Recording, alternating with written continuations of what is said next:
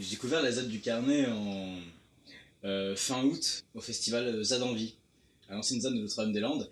Et il y avait un week-end festif et il y a eu un appel, il me semble, le samedi ou le dimanche pour motiver des gens à venir participer à la création de cette ZAD. Comment est-ce que s'organise la vie sur la zone? La vie au Carnet est vraiment très prenante humainement, très prenante émotionnellement aussi.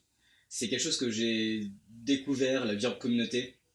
Et la vie au Carnet se constitue majoritairement évidemment de la vie commune.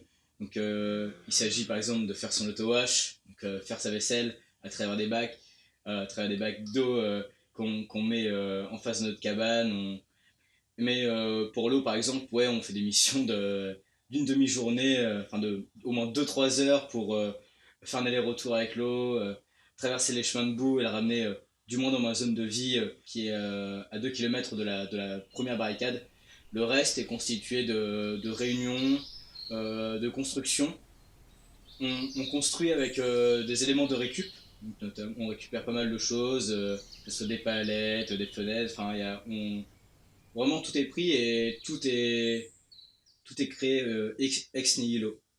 On, on prend tout et on fait avec. On a la chance d'avoir des copains qui ont des expériences dans la charpente et on apprend à être multitâche. La vie au carnet nous apprend à nous découvrir personnellement aussi. Humainement, je dirais que c'est quelque part retirer une part de soi et accepter une part de l'autre pour pouvoir évoluer collectivement. Il y a certains maires dans les environs de la ZAD, je pense notamment à celui de Frosset, qui évoquent des nuisances pour les riverains et des dégradations. Qu'est-ce que tu auras à leur répondre? Évidemment, c'est pas dans leur intérêt de qu'on soit là et que par tout moyen, ils vont chercher à absolument discréditer la lutte. Concernant les riverains, on a les riverains de notre côté, enfin plus ou moins. Évidemment, il y a des personnes qui sont bercées par l'argument des 1200 emplois que proposait l'instauration du carnet. Le carnet, c'est avant tout une zone de lutte, c'est historique. Il y a 50 ans, il voulait implanter une centrale nucléaire et la lutte a été victorieuse en 1997. Que le carnet est et restera une zone de lutte, quoi qu'il en soit. Que les riverains nous soutiennent, que les riverains nous ramènent à manger, font des dons, viennent se promener. Le nombre de fois où j'ai accompagné des familles un week-end se promener au bord de la Loire, leur emmener voir la nature, ça je pense que humainement, c'est des choses qu'ils ne peuvent pas comprendre et que le jour où ils bétonneront ce lieu-là, les familles ne pourront plus s'y promener, les riverains non plus. C'est une balade qui reste ouverte. Nous sommes ouverts aux gens, nous sommes ouverts aux personnes qui veulent s'y investir, nous sommes ouverts aux personnes qui veulent s'y promener.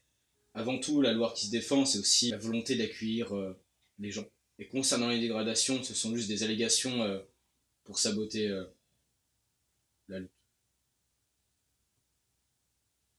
Si la zone venait à être expulsée, qu'est-ce que tu ressentirais? Personnellement, je ressentirais un profond dégoût à voir que tout ce qu'on a créé en 5 mois viendrait à être détruit, expulsé. Nous ne voulons pas être dans le giron de l'état de droit. Ce qu'a dit Madame Morancé.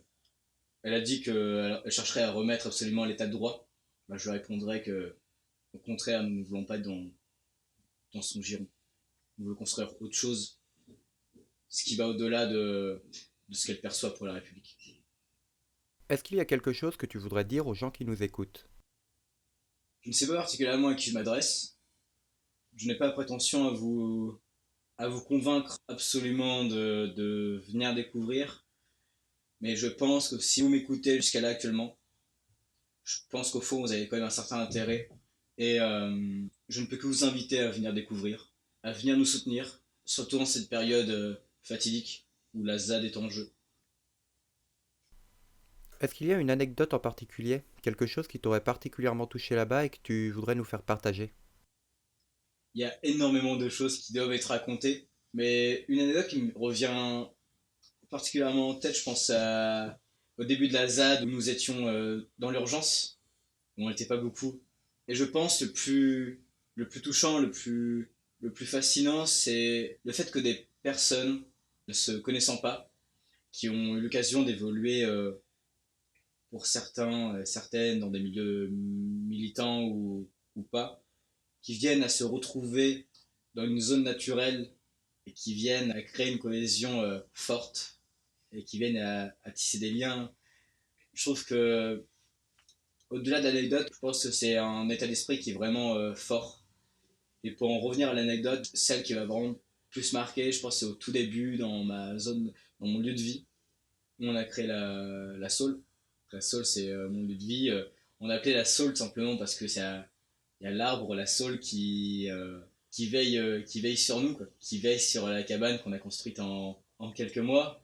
Et je pense aux toutes premières fois, on a fait les tranchées, on s'est relayé pour creuser, faire la vigie. Il faisait beau, il faisait chaud, il y avait les moustiques qui nous dérangeaient. Et ce moment-là d'effervescence et de détermination à se protéger, je pense que ça restera une des plus belles anecdotes que j'ai à raconter. Pour conclure, est-ce qu'il y a un message que tu voudrais faire passer aux promoteurs du projet? J'ai conscience que les promoteurs m'écouteront pas, et même s'ils ils m'écoutent, ils ne prendront pas en compte ce que je dirais. Mais si je devrais leur dire un truc, c'est que vous le voudrez ou pas, on sera là.